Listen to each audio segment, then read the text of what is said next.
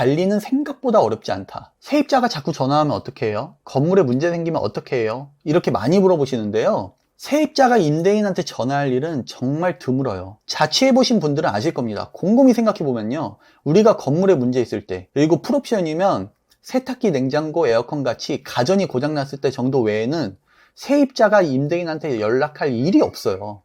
건물에 문제가 있을 때 세입자가 전화 주면 고마운 거죠, 사실은. 문제가 더 커지기 전에 인테리어 업자분이 집을 고칠 수 있으니까요. 세탁기, 냉장고 같은 경우에는 해당 가전 메이커 AS 센터에 전화해서 고치면 되는 거고요. 실제 건물에 문제가 되었을 경우는 미리 관계를 쌓아놓은 건물관리 및 수리업자분께 연락해서 대응하면 되는 거예요. 대신 내 건물에 나오는 문제는 모두 그 업자분 한 분께 맡기면 가격도 싸게 해주고 대응도 빨리 해주시는 거죠. 6번째, 부동산 소장님은 정말 소중한 파트너예요. 단, 내 투자 의사 결정을 그분한테 맡기는 건 절대 안 됩니다. 부동산 소장님은요, 그 동네에 대해서 빠삭하신 분이에요. 그래서 어떤 집이 월세가 잘 나가는지, 동네는 어떤 기준으로 부동산이 거래되는지 데이터와 감을 다 가지고 있으시죠. 그렇기 때문에 그분들의 의견을 반영해서 임차 손님도 받고 매도할 때의 기준도 참고할 수 있겠죠. 근데요, 그분들이 투자 전문가는 아닙니다. 그러니까 중요한 결정은 내가 하는 거고요. 기업으로 따지면 영업 이사님 같은 역할을 해주시는 그런 중요한 사업 파트너다 정도로 생각하시는 게 좋을 것 같아요.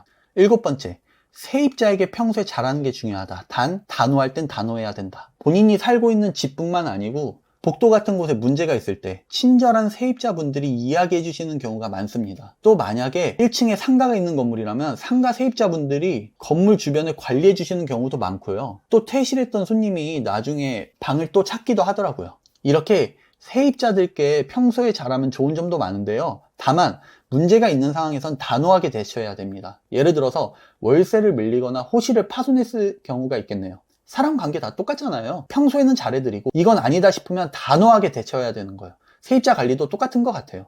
8번째, 경매가 아니더라도 싸게 살 수 있다. 부동산이 아주 뜨거울 때는 부동산에 가서 싼 물건 보여달라고 하면 그런 물건 없다라는 이야기를 듣게 되죠. 근데 분위기가 차가울 때는 부동산에 싼 물건들이 가끔 있어요. 예를 들어서 전세 사기 문제로 다가구에 전세로 들어가기가 다들 무서워하잖아요. 그러다 보니 원래 전세를 받았던 다가구 건물주들은 큰일이거든요. 원래 세입자의 전세금을 돌려주려면 새로운 전세입자를 받아서 전세금을 돌려줘야 되는데 그게 안 되니까요. 그러다 보니 그 건물 자체가 급매로 나오는 경우가 꽤 있고 그 가격이 경매 낙찰가 정도 되는 경우도 굉장히 많더라고요. 마지막이에요. 돈 버니까 명품이나 좋은 차에 관심이 저는 좀 없어지는 것 같아요. 그게 중요한 것도 아니고요. 돈이 없어서 오랜 시간 돈을 모아야만 명품이 살 수 있을 때는 저도 그게 가치 있어 보였거든요. 근데 내가 원하면 언제든지 살 수 있어지니까 오히려 별 가치를 못